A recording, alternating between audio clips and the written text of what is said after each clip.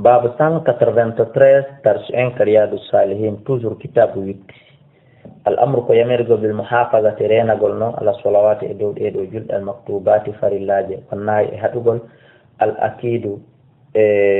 بيوجة والوعيد كمباجة الشديد تيرد في تركهن في أتوغل أنغل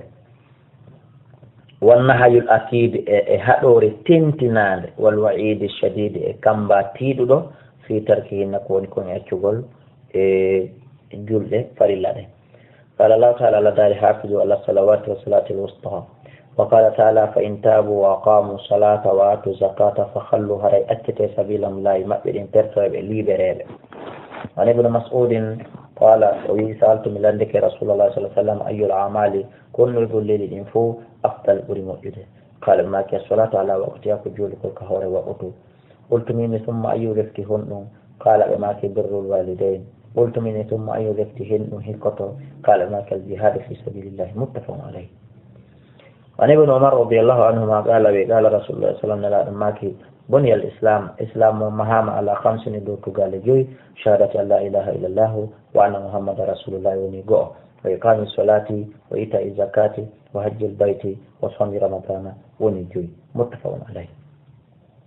وعنه جتاما مكو قال أماكي قال رسول الله صلى الله عليه وسلم ولنا الله أماكي أمرتم يميرا ما نقاتل الناس لم يحق أتيم حتى يشهدوا هذه سيدته أن لا إله إلا الله وأن محمد رسول الله ويقيموا الصلاة ويؤتوا الزكاة فإذا فعلوا ذلك سيونيتم بهوي دندم ينال أصم مني هرب دندي يجونغ عندي معهم إيجي مقبلين وموالهم إجال مقبلين إلا بحق الإسلام سونا حق الإسلام قو بتوس ونويقول مثال مهورتا مثال مهب إجاود كنا مهجتا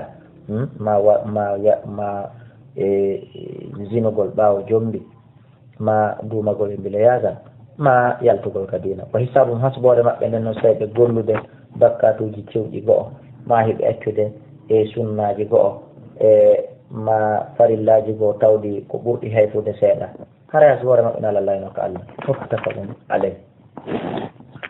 وعن معاذ رضي الله عنه قال بعثني رسول الله صلى الله عليه وسلم نلاɗo Allah immini lan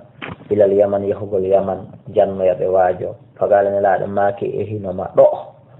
إنك أن تأتيه إذا دوما أيب من أهل الكتاب جهابهم بدفت فهموا بجنبه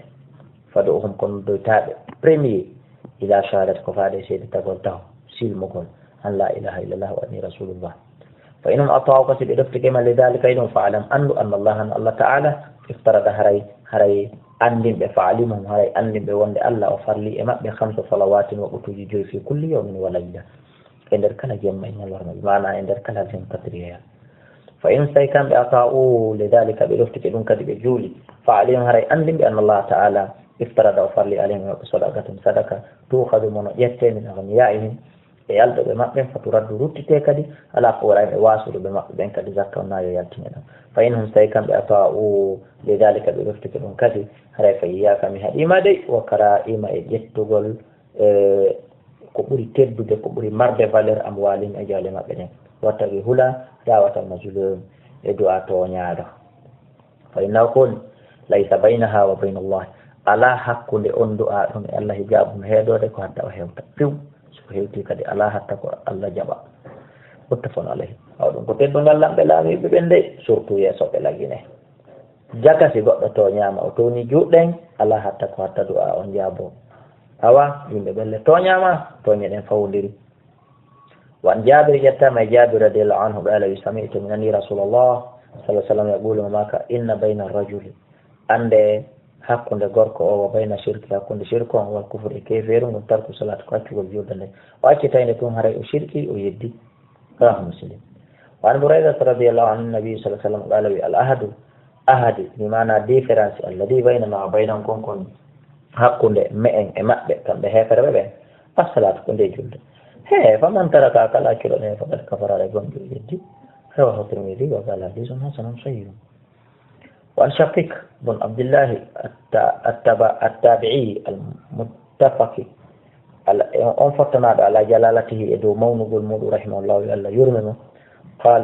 كان لا أصحاب محمد صحابة بن الله محمد بن صلى الله عليه وسلم لا يرون كان بيتا شيئا. من الأعمال إن مد يقول تركه ترك الصلاة على وقتها وإقام الصلاة وإيتاء الزكاة وحج البيت وصوم رمضان ونجوي متفق عليه. وعن ابن عمر رضي الله عنهما قال قال رسول الله صلى الله عليه وسلم لا يرون كان بيتا شيئا هيدهون من الأعمال إن مد يقول accugol ɗum kufurum tawa on tigi woni kefeero hay hunde e golle ɓe yalkotata son tigi acci ɗum haray o woni kefeero directement wayra salat sonande ɗo julde rahu Tirmidhi fi kitabil iman e ka deftere iman bisnadin seni wonude togorde sellunde وعن ابي هريره يتما ابا هريره رضي الله عنه قال قال رسول الله صلى الله عليه وسلم ان اول ما يحاسب به العبد ande ko jiyaɗo allah on adate hasibede e muɗum yawmal qiyamata ñande dalngal min amali mabɓe golleɗi makko ɗi o golli ɗin kadna fof salatuhu ko nde julde makko en sola hatti si nde e selli moƴƴi fagad aflahara gomɗi o mali wa an jaha o daɗi few e kala probléme ji e nambaraji o en fasadat kono ya akhi si tawi nde julde darama tawi nde boni nde juulaka no juulirte nde sellana ho fagad habara e gomɗi o perdi wa khasira o hayri fereng in taqasos tawi woni ɗuytike min faridati modde farillaji makko ɗin shay'un goɗɗum ka hollugol allah ko yurmeteɗo ko waɗo favel nde hiɗa naata yite o tawa e aron kimmo fa qala rabbu allah je tedduɗo azza wa jalla tedduɗo towɗon o daalay unzuru darane lan yahe ndaaro halli abdi taw sino wodan jiyaɗa min tatawwini modde nafila ko waɗi si tawi ne woodi fa yukammalu ɗum ɗon ƴette timminire biha ɗum ɗon mantaka fa konko ɗoyti minal farid so modde farilla o toujours o naata aljanna ɓano an yiɗa ande ko farilla tun juulata hay ɗum ko ɓurto piire haajuma ala e juulo sunna ɗaheɗa summa takunu refti laato sayro amali dande nangal gollele makko ɗin kadi ala haada e hoore ɗum ɗon manano ɗum ɗo gerdano ko noon ɗiya fof gerdete rawahu Tirmidhi wa qala hadithun hasanun hay ko ɗon darsu men o yiltoɓe rewtoɗen ɗum ɗo kadi ha faamo si feƴƴi en musidɓe julɓe wallahu a'la wa a'lam